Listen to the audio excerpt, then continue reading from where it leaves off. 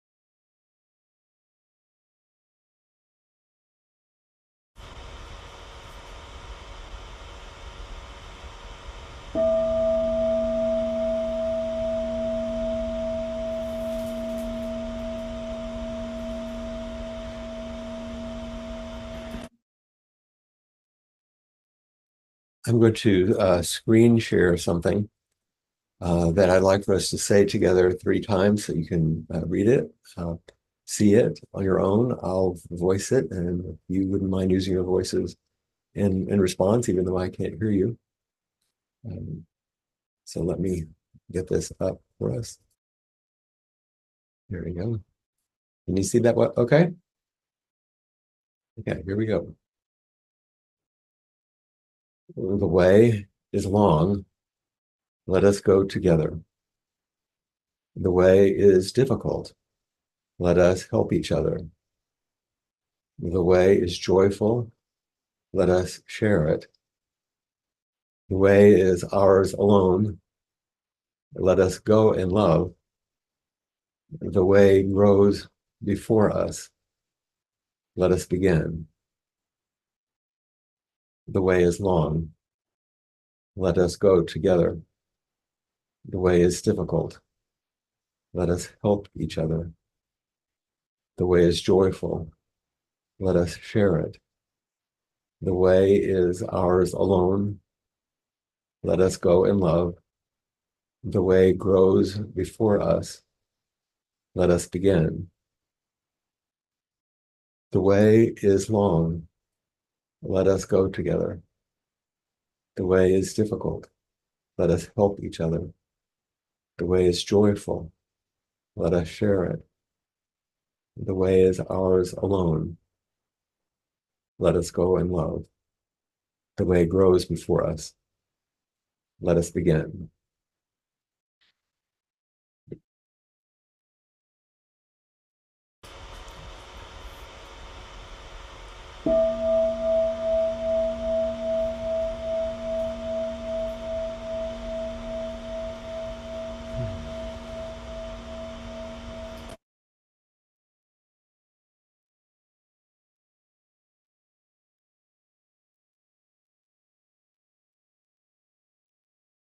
I don't know if many of you have seen this small recitation before. Um, I came across it in one of Norman Fisher's books, and it really struck me as something to a way to orient myself in the situation that we find ourselves in these days, just in general. But before I go forward, I certainly want to say how much I have missed being with a number of you, although some of you that I see on the screen I have seen within the last month, just not an inquiry. It was a deep pleasure to be in Austin with so many Sangha members, even though it was laced with sorrow, as we participated in a memorial service for Carolyn Miles, who died in May. And then I was able to see my mom and my sister, and then go to the Cape Cod Institute, and saw several of you who are online right now, and had what I think was a good week. And certainly, I see Norman and Chris really quickly here, and I know Sarah down there. So uh, that's the feedback that I received, and it was very nourishing to me, especially as I was recovering from COVID. And I think Chris may have mentioned it last week in inquiry. Actually, it's good to be back, and good to see all of you.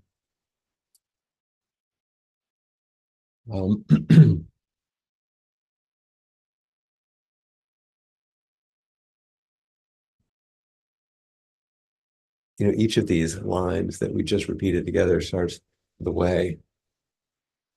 The way is long, difficult, joyful, ours alone grows before us. And that echoed that first line of the Shen Shen Ming, and the translation that we use, the great way is not difficult for those who are unattached to their preferences. And we talk a lot in our tradition about picking and choosing, not picking and choosing how there's thought. But today has a quality of something's being chosen in our country. I'm going to go back to something I mentioned I guess in early July or maybe June, when I was saying something about not getting wrapped up in politics, is not because these things aren't important, but I don't want to get lost in this speaking about just current affairs. I use current affairs and all the things that are moving within me and the world around us to eliminate and encourage our practice. I think it would be kind of strange to speak to you today and not reference what's going on in the world. So I want it to be embedded. So I don't call up these things so we can discuss or talk about the things themselves. I point to these things as because they're prompts, they're signposts, and they're practice opportunities, and they offer themselves to us, whether we want them or not, so that we can go deeper in both our own realization and in our efforts to liberate others from unnecessary suffering, which is the Bodhisattva path. And I'm empathizing too. I'm emphasizing this today because I want you to remember. I mean, every single time we meet, I want you to remember that practice is available, that freedom is available, and that we can practice the freedom that's our essence is available in every moment, in all circumstances, with whomever we meet. There aren't special practice opportunities and then life. You remember the statement from Mel Weissman that really stopped me when he said to me once, why would you take a perfectly good practice opportunity and turn it into an ordinary event? He meant that about everything. Why would you turn a perfectly good practice opportunity into an ordinary event? So what our practice does, of course, and our sitting, it helps us step a little outside of or beyond the ordinary constraints of whatever situation we find ourselves in, and also being willing to step outside of the boundaries of whatever narrative or storyline that we're carrying about what's happening. But all the while, we remain completely and intimately embedded in the stuff, in the present moment. We don't get out of it. We don't leave anything behind. We don't turn away from anything, but we also learn how not to get caught in anything. So often, when someone comes to me for practice discussion, they're trying to convince me that now this situation you can't practice with. It's usually some version of, well, what do you expect? And then they tell the story. And I'll respond in some way like, well, I expect that you would feel all those things that you are feeling. And then what? And then how are you going to work with all the things that you're feeling and all the reactions that you have? What's been lit up, what's been illuminated, what's been enlightened are all of the ways that you find reactivity in your body. And that's not wrong. It's helpful. And all the feelings that one has are useful. It's aliveness. It's aliveness moving in us. And how can we use that aliveness as a way to move towards a more spacious, maybe even a more gracious way of living together? So today, as many of you know, a choice has been made here in the United States, at least, one that a lot of us have been waiting for, and it's a consequential choice. So I don't want to ignore it. And our job, as I just said, is to find the Dharma opportunity in it. But our job isn't to, in this venue here, we have other venues, but in this venue, it's not about sorting through the current tangle of American politics or particular choice of vice presidential running mates or anything like that. Or we could talk about, the far right rioting in the UK or stabbing, on and on. We could go. These are circumstances which do illuminate our practice edges, though. Like I said, the places we can get caught, the ways that we cling to our views, our preferences. It calls up maybe some habitual fears and anxieties And these get supported by automatic and embodied habits and vulnerabilities that we carry with us. All this gets really called forward and illuminated, and we get to see it. That's not the bad news, even though it's the uncomfortable news. But that's what practice allows. So we can meet it with some wisdom and some compassion if we're fortunate, and if we help each other. So in meeting our edges, we do get closer to the barriers to freedom, but also the liberating edge. Often we talk about our practice edges as are things that are blocking us or barriers, but that's only half. That's only half of the edge. They aren't just problems; they're thresholds that we can move through. They're opportunities, and sometimes our response to the edge we meet results in further bondage or contraction, but sometimes it results in liberation, depending on how we step through. That's the point. So don't think of it as just the one side.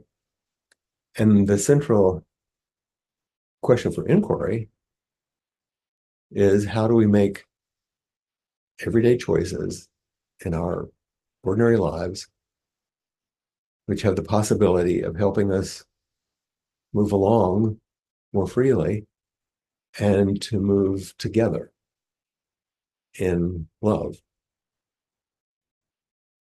How do we make everyday choices in our ordinary lives which give us the possibility of helping us move along more freely and more fully in our lives, and to move together in love? The way is long, let us go together. The way is difficult, let us help each other. All these things you said. The way is joyful, let us share it. The way is ours alone, let us go in love. The way grows before us, let us begin. This is one of my strange fantasies. Can you imagine if some of our political leaders got up and that's how they started their speech at a rally? The way is long, let us go together. I mean, I can imagine Martin Luther King doing it or someone like that. Let's help each other. Let us share it. Let's go in love. The way grows before us. Let us begin. I mean, that's a great line, isn't it? That's really good. So the great way is not difficult for those who are unattached to their preferences. You start the Shin Shin Yin. Each of those lines in what we chanted starts with the way is. That's it. It's talking about the way, the great way. Every one of them starts with the way is long, is difficult, is joyful, the hours, the way. And here says the great way is not difficult for those who are unattached to their preferences. So if I change that first line of the Shin Shin Ming for our recitation today, it says the great way is long, difficult, joyful, ours, and grows before us.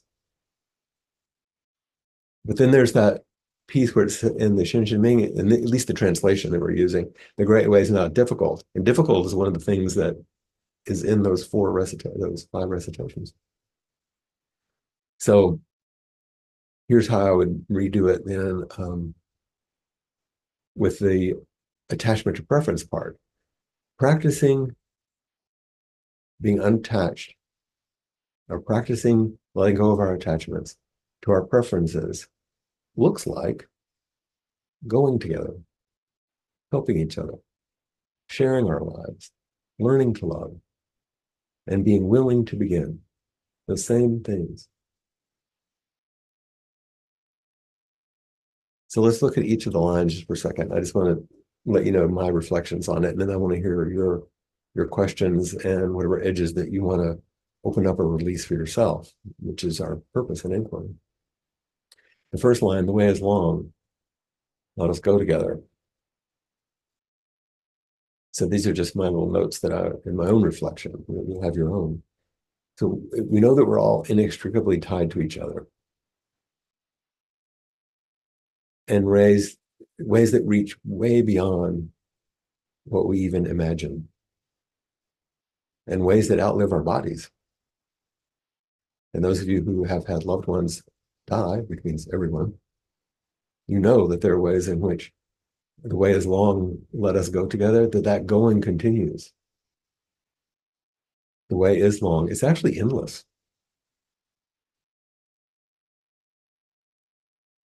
And we're going together endlessly.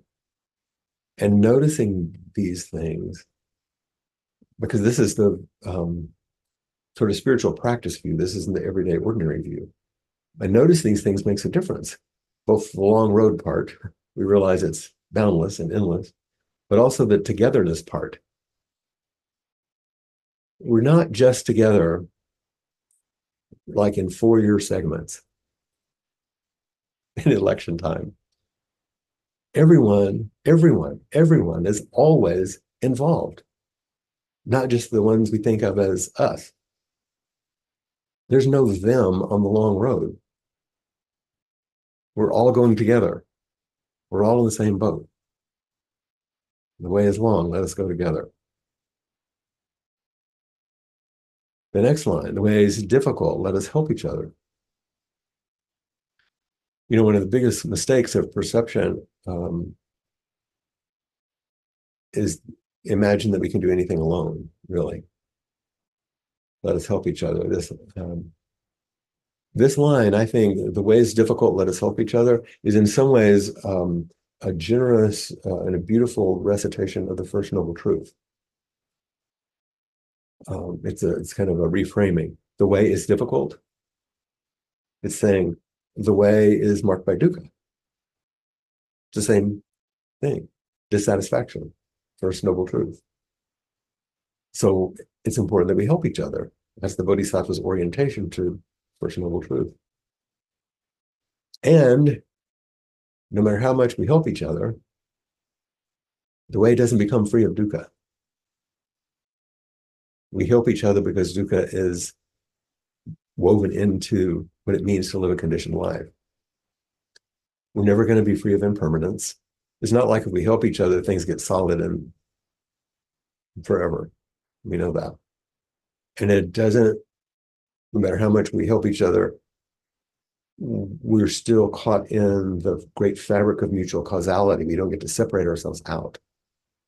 We're part of everything. Everything is part of us. We're subject to the reality of karma. Everything we do has a consequence. And everything everybody else has is a consequence. And that is a complicated mess. It's also the beauty of life. What we do matters and have consequences. So it's a good idea to pay attention to what we do. And that's why we need the precepts.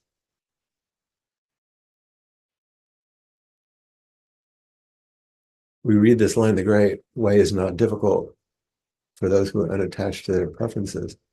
But we might say,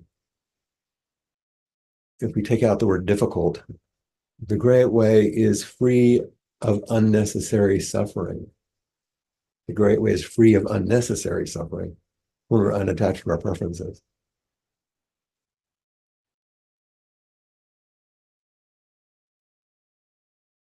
The way the way is difficult, so let's help each other. You could say the way contains a good measure of necessary suffering. The way does contain necessary suffering. If you live in a body, you're going to age, you're going to lose people, you're going to get ill, you're going to die and other people. That's necessary suffering, or necessary difficulties anyway. So the way is difficult, let us help each other. The next line was the way is joyful, let us share it. I've said over and over and over that although in Buddhism their emphasis on the relief from suffering seems to be the focus, my focus is Buddhism about the restoration of joy. Because when unnecessary suffering begins to fall away, it makes a lot more space for the joy. We do reduce unnecessary suffering by good practice, but it's a tricky one. Because secretly we want so badly to erase or end all suffering. And so we think, well, if I practice, I'll be able to erase all the suffering or end all the suffering. But it doesn't.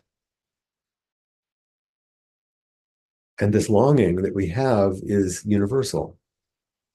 And it makes us vulnerable to simplistic solutions because they're attractive. We do see that in politics these days. Just do this and it'll all be fixed. And nothing is that simple. Although I say, how simple are you willing to let this be? I'm talking about something different. Life is complex and completely workable. The psychotherapist I trained with, John Gladfelter, you heard me talk about him so much. He said the things that people want rather than real transformation are three things, basically. He called it science, magic, or chicken soup. They want some scientific thing. Well, let's figure it out. And, the newest thing in neurology or whatever it is, and the newest pill, well, science, that'll fix it. Or they want magic, the incantation, the magic potion, the recitation, the mantra, whatever it is that will fix us. Or they want chicken soup, consolation, comfort, being taken care of by the omniscient parent, rather than having to be responsible for our lives. There's immense joy at the heart of life, and it's our responsibility to recover it and share it, to unearth the bounty of jewels, to pan in the life stream for the gold that's there. It's there. It's there. To share the formless field of benefaction we chant in the verse of the robe with deep gratitude. Realize the goodness and joy running through all things. The way is joyful. Let us share it. The next line, the way is ours. Let us go in love. Excuse me, the way is ours alone. So this sounds a little like it's repudiating the emphasis on connection. The way is ours alone.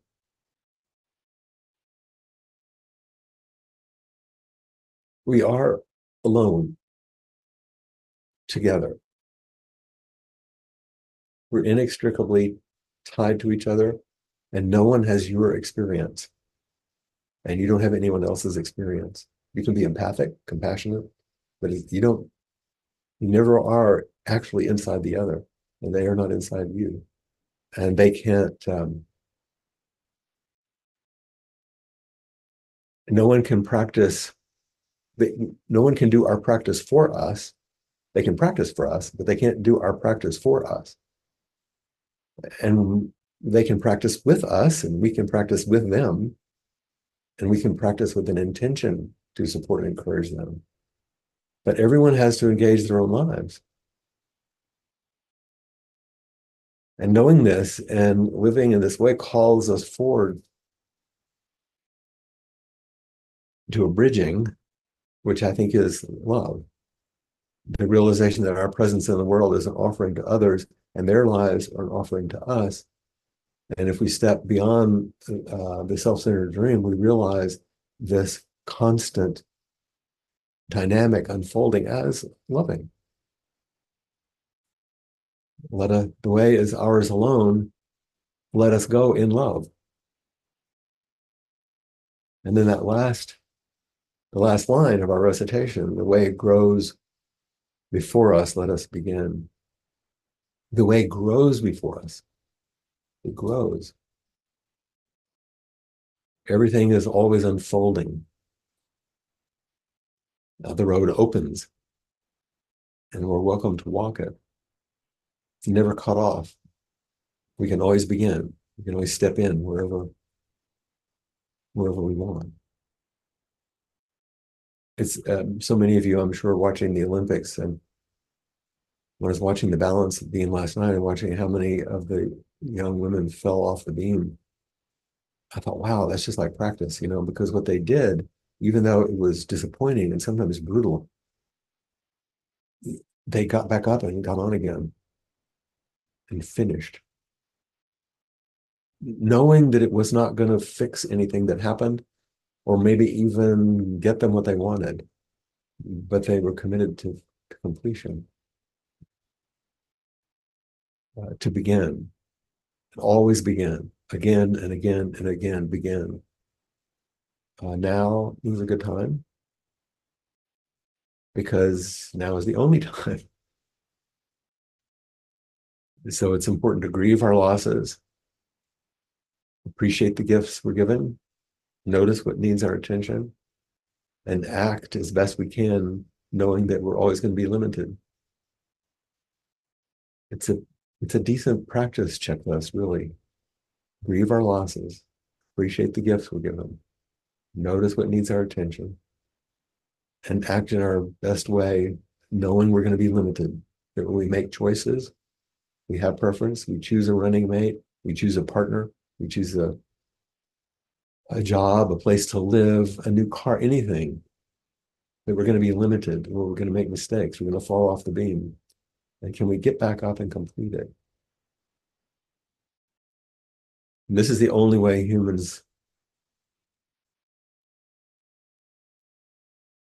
act, as as the way opens before us. We can choose it and do our best in our limited way, or we can engage all those things that are like false protections from it. When Dogen said, we see only as far as our eye of practice can reach. We know we have a limited view. We only see as far as our eye of practice can reach. So we practice to extend our reach, to see further, to see more, to open our Dharma eye. There's a great line, which I think I've mentioned before, that's in Kazasaki's The Last Temptation of Christ, where Jesus has made some decision with his disciples, they're going to do something, and then he changes his mind and says, no, we're not going to do that, we're going to do something else. And Paul comes to him and says, what's the deal? You're being inconsistent. You're supposed to know. And Jesus turns to him and says, look, I get my information from my Father, and he only gives it to me a little bit at a time. It's just an archetypal image of we only get a little bit at a time, and we do our best with what we have. But that is our job, to do our best with what we have. So, inquiry questions. The way is long, let us go together. What stands in your way of going with others? Is that a practice edge that it's important for you to meet? The way is long, let's go together. What stands in your way of going with others? The next line, the way is difficult, let us help each other.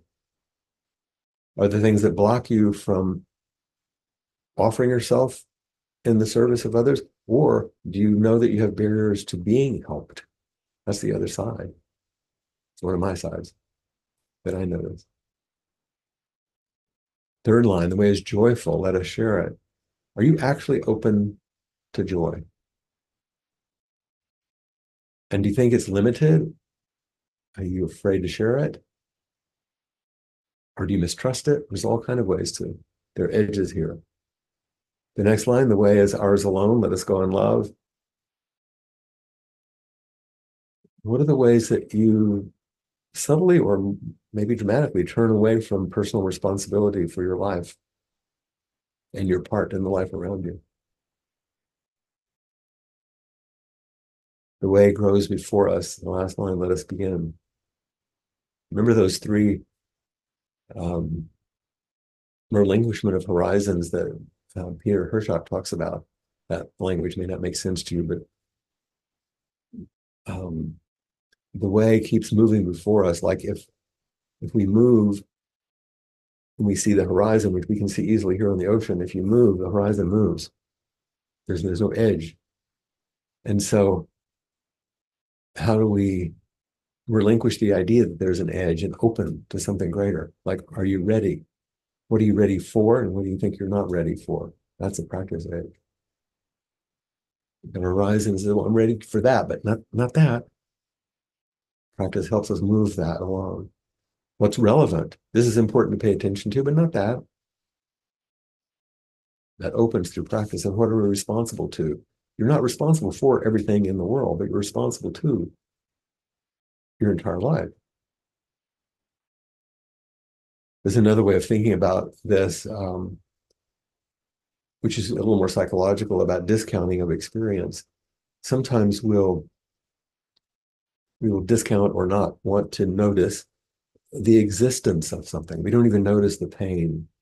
We don't notice the impact we have on others. We don't notice the thoughts and feelings. We're not paying attention. So we'll discount the actual existence of something. Practice helps us wake up. Is there areas like that for you?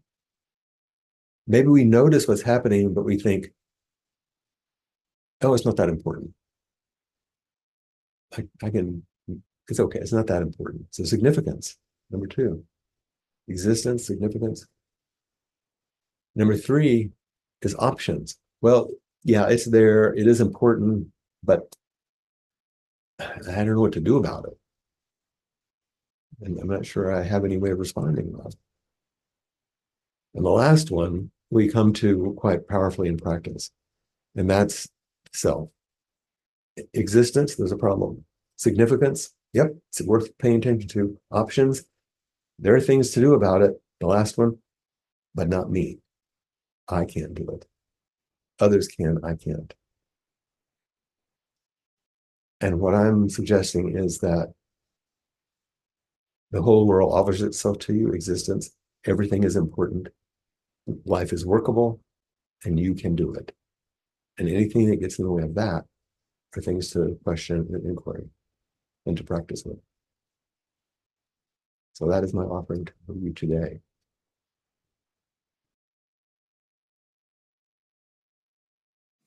And I'm happy to meet any of you who would like to do so.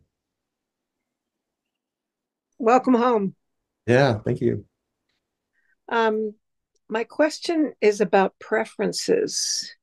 So I've heard it said too, the way is easy for those who have no preferences. I've heard you say who aren't attached to their preferences. I missed the very beginning of your talk this morning. Um, I'm just coming off of having 35 people, family members here for, wow, 2 weeks. Mm-hmm. 10 here for a week and then 35 here for a week. And it was overwhelming for me, Sure. especially having little children around who were a lot of screaming was going on. And I had a preference. I had a preference that I was overwhelmed. So my preference was to orbit widely and come Mm-hmm. in when I could. And could you so attached to preferences? My preference was that I was attached to was staying calm, and the way to stay calm was to meet people one on one, or when there was a smaller group. My preference in the when sitting at a table with so many people cross talking and my ears like this, leaning forward, trying to preference was to could we move away a little bit if we want to have this conversation because I can't hear you. So I was attached to preferences. Could Well, maybe. Um, tell me more about it. we're going to have preferences. There's no way around that. It's how we meet the preferences. And one of the ways to meet preferences is with wisdom and compassion. Oh, it's not good for me to do this. What's kind is for me to do that. That would be an opening, meeting our inevitable preferences and practicing with it in a way that's generous to me and other people. The other way, in this sort of bifurcated way I'm talking about it, meeting preferences is they're wrong. This is screwed up. I shouldn't have to deal with it. All that stuff. What's Mm-hmm. wrong? It's always this way. Why is this way from, there's a million ways, different parts that will come in, which will just be our old conditioning, which isn't wise and isn't compassionate because we're very attached to our preferences and it's sort of demand that life be a certain way or our fear that it's not workable and our unwillingness to do it. That's an unwise direction. So these teachings aren't about not having preferences in life. That's not what they're about. We will have preferences and it's important to have them. It's about not being attached to or demand really that life be our way. And what is a wise and compassionate direction we can turn once we notice we have the preferences. So maybe going to another table is a wise and compassionate thing because you noticed your preference. You didn't turn it into what's wrong with these people. This is terrible. You Right. turn it into, oh, let's see what we can do. How do we open it? But Okay. one of the So things that's important is go people ahead, please. start to think this means not having any preferences in life. Well, that's not possible. We need them. We need discernment. That's part of wisdom. Right. So the preference is to have quiet, even though there isn't quiet, the preference to find quiet so that I could have quiet in here so I could meet Mhm. better. Or to That's not get yourself overly jacked up because it's not quiet and it's not going to be. no, but there is, all I have to do is walk away. That's right. But there are sometimes like I can't make the dogs down below stop barking. Right. And so I'm going to have to realize that they're barking and accept that. And I don't like it. And I can close the window and I can do a lot of things. But Right. sometimes the wind is going to blow or the hurricane is going to come. Mm-hmm. And I have a preference that that not happen. But to stay with the preference means I'm pushing against life instead of saying, what's the best response to life? What's the best response for me in this situation? Yeah. And for And others, maybe. that's, is that being, what was the other one? Caught in a self centered dream? Well, that's why I just added to your statement. What's the best for me and what's best for others? Right. Because I can just be selfish, which I'll get what I want, heck with everybody else. That's not wise or compassionate, actually. Well, what everybody else wanted was for me to be there all the time. That's right. What and a lot of people want a lot from me also, Roman, you know. Right. And so how do I graciously set boundaries that Right. don't make me wrong? What's wrong with you? You can't meet everybody, or other people wrong. Why don't you leave me alone? Because that's not helpful. It's a Right. great sense of a rhythm and balance. And thank you. And Right. Yeah. Yeah. Yeah. Okay. So my way to meet them was to say, if you want to spend time with me, just just say so, and we'll find a corner to sit in, and I'd love to spend time with you. yeah, see, Okay. now you're offering an opportunity and an invitation rather than a resistance or a judgment. You have an Yeah. opportunity and invitation. Oh, this is what we can do. Yeah. Mhm. Okay. Thank you. It's a I good question. A got. lot of people have this question. Thank you. Thank you.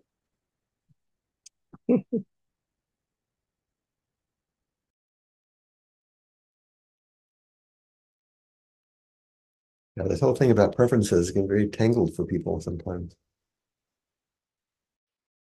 And a lot of it has to do with the Shinjin Ming. It's about preferences also in our spiritual life, not just preferences in every day.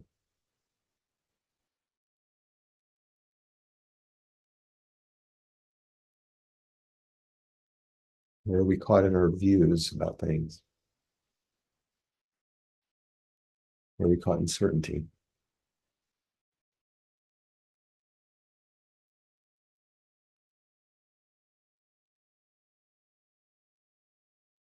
So no one has any practice edges around any of this. That's good.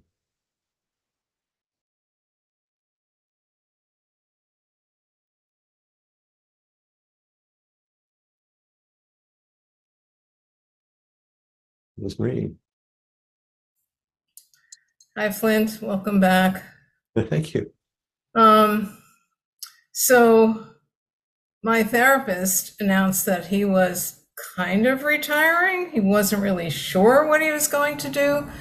And my first response, and when I announced to my patients, and I was, of course, more sure of what I was than he was, the best response that I remember getting was, "I'm so happy for you," and that was nowhere near me with my therapist at first, and it really took a while for me to because I was supposed to be the one. This was my preference.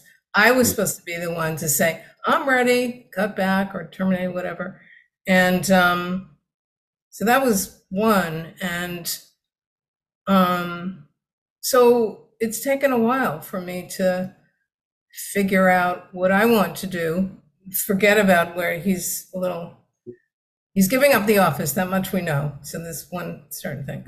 But what's coming up now is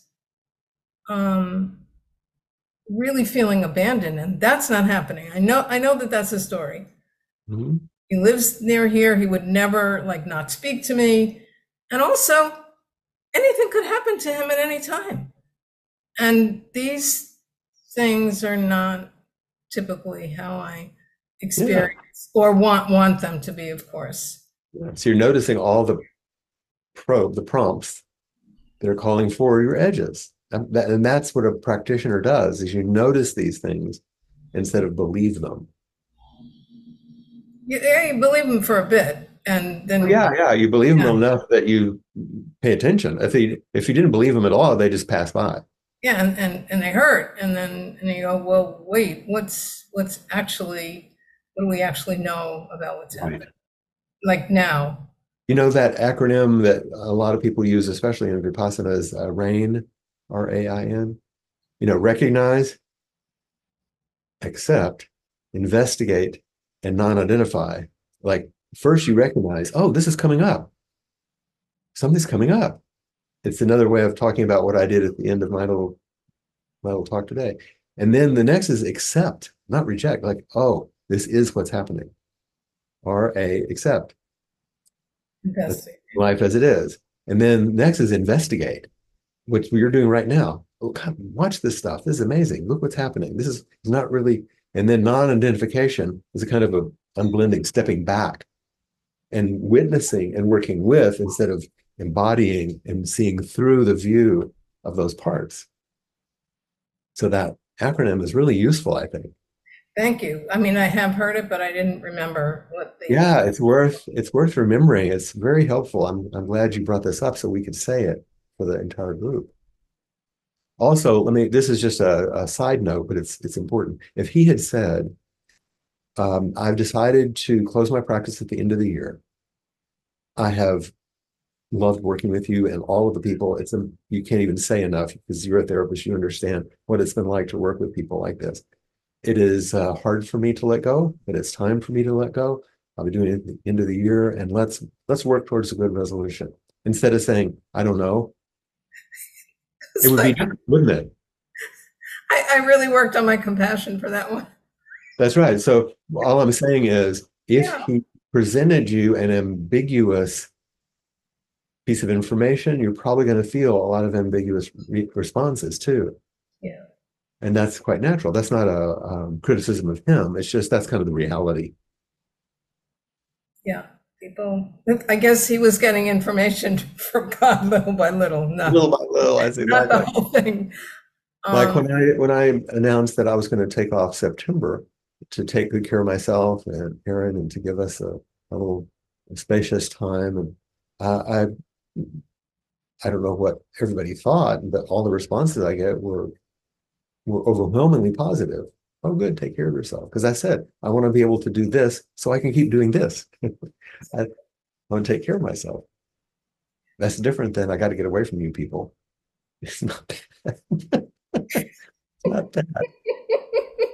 although some days, no. Maybe there may be. Thank you, Flint.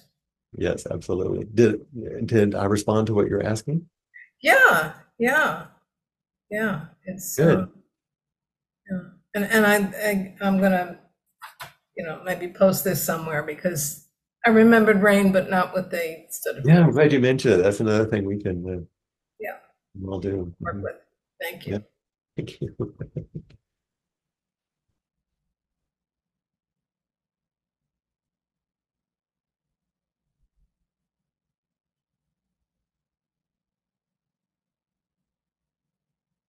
So we're pretty much right at the end of our time.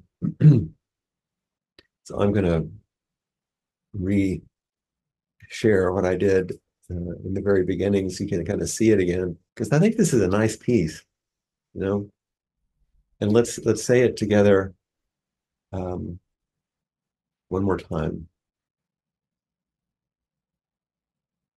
The way is long. Let us go Let's together. go together. The way is It's difficult. difficult.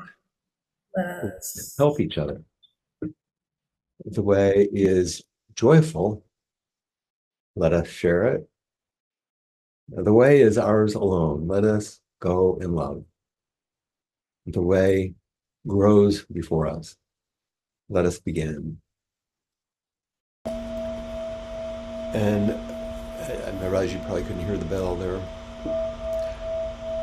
I'll give that little piece and also the rain thing to Cassie when she posts the video for this. So we'll have that. It's wonderful to be back with all of you. Thank you.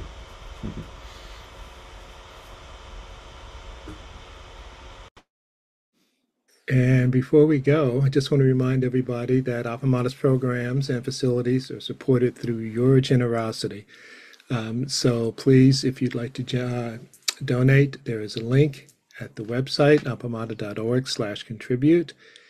And as Maria would say, if you'd like to continue to meet, share, or simply connect, just pop yourselves into gallery view, and we'll be online here for another 30 minutes. Thank you all.